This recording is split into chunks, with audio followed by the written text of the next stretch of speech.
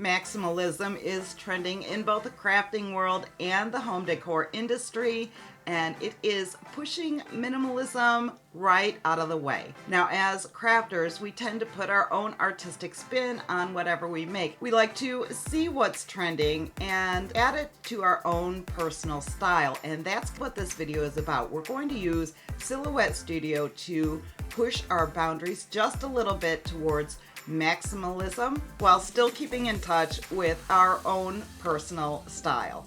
Hi, I'm Brenda Lambert and I'm a TJC licensed instructor for Silhouette. You found your way to Silhouette success, and I do hope that you're going to join our little community. And just hit the subscribe button down below and don't forget the notification bell so that you can stay in the loop. Now, we've been maxing out on Facebook all week long, so a few of you have a good idea of where this is going. If you're not over on Facebook, we're going to give it a quick rundown and then get into the lesson. Maximalism is all about abundance. More texture, more layers, more creative joy. It's been taking over the design world and showing up in craft spaces everywhere. Forget clean lines and minimal palettes. This trend encourages mixing bold colors, embracing pattern play, and crafting outside the line. I went all out on this project. It has different patterns, different textures. I love the different rhinestones in it. It has butterflies, it has flowers, it has plaids, you name it.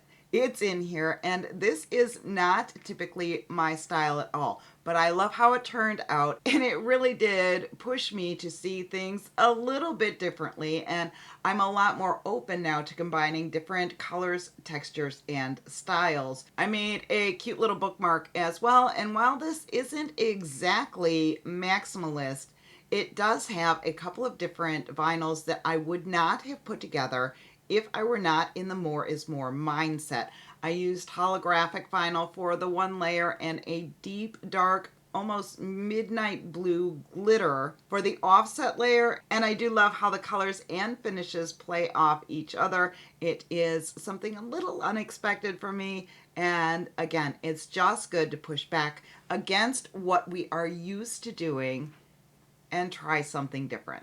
Now, I have created this gingham pattern in Silhouette Studio for you before, but we're going to go over the steps real quick. We're going to start with a rectangle that is a 1/2 inch tall and 12 inches wide. We're going to use the replicate panel. We need 12 of these rectangles in all. We're going to use the align tool to get them lined up perfectly on the side and evenly spaced throughout our 12 by 12 grid. We're going to group those, duplicate that whole thing, and rotate to 90 degrees.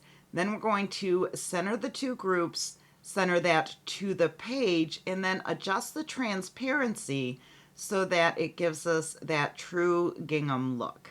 This is where we're going to kick it up just a notch. We are going to create a floral pattern on top of this.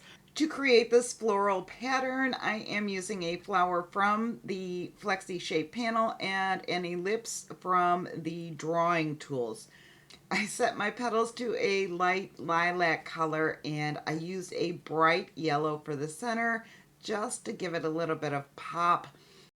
I did create an offset around the entire flower so that it stands up off of the background just a bit. Now, using the replicate panel, you can fill up this entire page quickly. I know I have a few extra over to the side. That's okay, because we're going to shrink some of these down so that it gives it a more random feel. We're just going to place them wherever it feels best. We're not aligning or anything like that. We're just scattering the flowers. Let's take a minute to delete any of the flowers that were left over. We can keep our workspace nice and tidy that way. The next step is to grab a heart from your Flexi-shapes. We are going to turn this into a leaf by deleting this one editing point here and giving it just a bit of adjustment. Now, for most of this pattern that I'm building, I have used pastel colors. We are going to brighten this leaf up just a bit so that it really stands out. I've duplicated the first leaf, so now I have a set of two. I'm going to get them positioned around one of the flowers on the mat, and I'm choosing to position them around one of the larger flowers, one of the ones that I did not scale down at all. We can bring that flower to the front, and you can see right away that it gives extra dimension to this whole design. Now, one set of leaves looks just out of place. So let's duplicate that and select another random flower to add the leaves to. And when I say random, I mean that it's random in a sense that you didn't align anything, but you want it to feel visually cohesive. Anytime you're designing anything, sets of three are always good. So let's do this one more time and place them up here. Now you can see that some of these leaves are hanging over the edge of the gingham. That's fine. We can clean it up later with either the knife tool or the editing points. Either one will work.